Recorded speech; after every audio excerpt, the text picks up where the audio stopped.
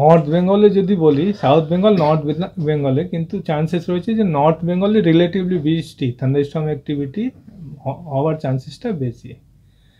তবে যেটা গতকাল হলো সাউথ বেঙ্গলে যে ওয়েদার অ্যাক্টিভিটি হওয়ার কথা ছিল, সেটা একটা ট্রাফ ছিল, ইস্ট ওয়েস্ট ট্রাফ, ঝাড়খণ্ড থেকে আসাম পর্যন্ত, সেইটা আজকে নাই।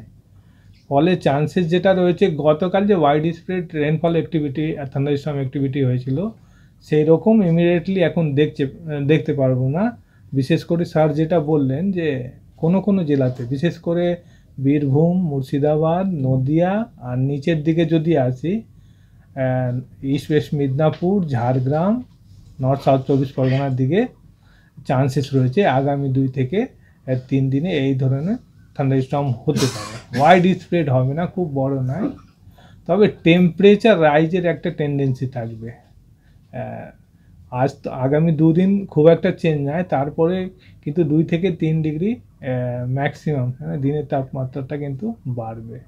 স্যার এই যে বৃষ্টিপাতের কারণটা দেখুন, এর একটা হচ্ছে কি, এই যে থান্ডারস্টর্ম হওয়ার একটা প্রধান উপাদান যেটা, সেটা হচ্ছে বে অফ বেঙ্গলে যে অ্যান্টিসাইক্লোনটা আছে ওটা আপনার ময়েশ্চার পাম্প করছে দক্ষিণবঙ্গতে।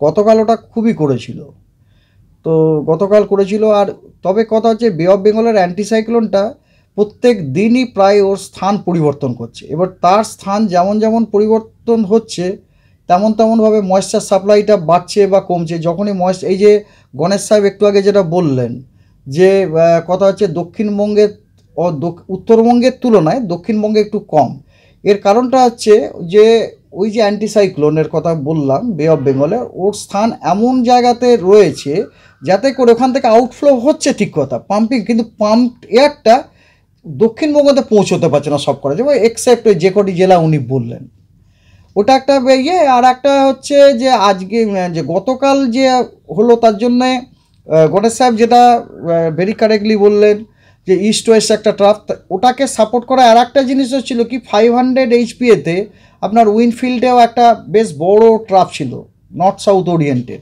এবং ওই ট্রাফটা এমন একটা পজিশনে ছিল, তাতে কি হয়েছে 500 HPA বলতে ভূপৃষ্ঠ থেকে 5.8 কিলোমিটার উপরে, সেখানে আপনার ওই লেভেলে আউটফ্লো অফ এয়ার হয়েছে আর কি।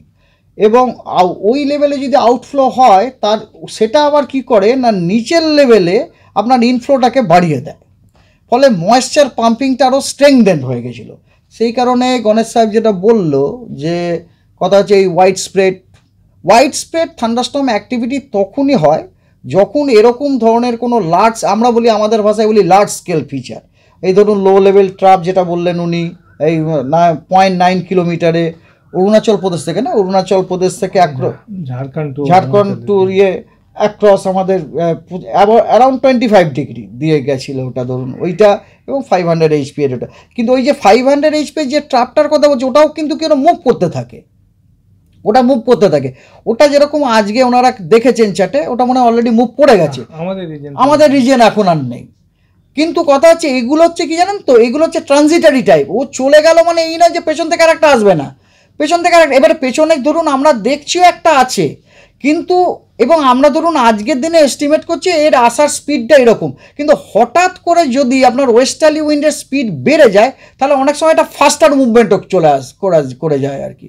তো এইগুলো হচ্ছে আপনি যেটা জিজ্ঞেস করলেন কারণ আর কি এই সিজনের।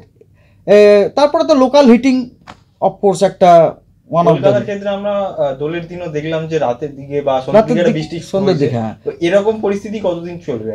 অ্যাকচুয়ালি এই সিজনটাই হচ্ছে স্পেসিফিক, এই সিজনের এটা হচ্ছে characteristic thunderstorm activity generally in the late afternoon আর আর্লি ইভিনিং, অনেক সময় লেট ইভিনিংয়ের দিকেও অনেক সময় হয় ওটা। আজকের কোনো সম্ভাবনা আছে সেরকম? দেখুন সম্ভাবনা নেই বলা মুশকিল, সম্ভাবনা আমার তো মনে হয় হয়তো লেট ইভিনিংয়ের দিকে, কালকের মতো অত ভয়ঙ্কর না হলেও কিন্তু হতে পারে।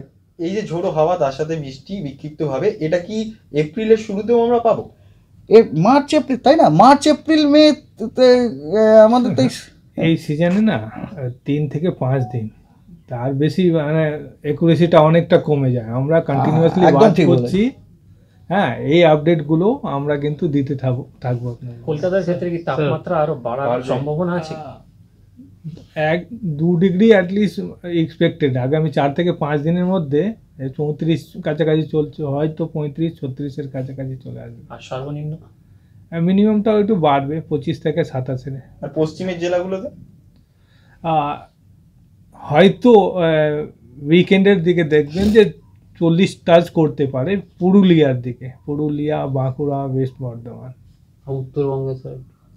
উত্তরবঙ্গে যেটা বললাম, দার্জিলিং, কালিম্পংয়ের দিকে বৃষ্টির চান্সেস বেশি। আর অন্য জেলাগুলোতে আছে আজকাল, আর তারপরে ডে 5-এ, মাঝখানে কিন্তু কম। মালদা, দিনাজপুরে প্রবলিটিটা কম।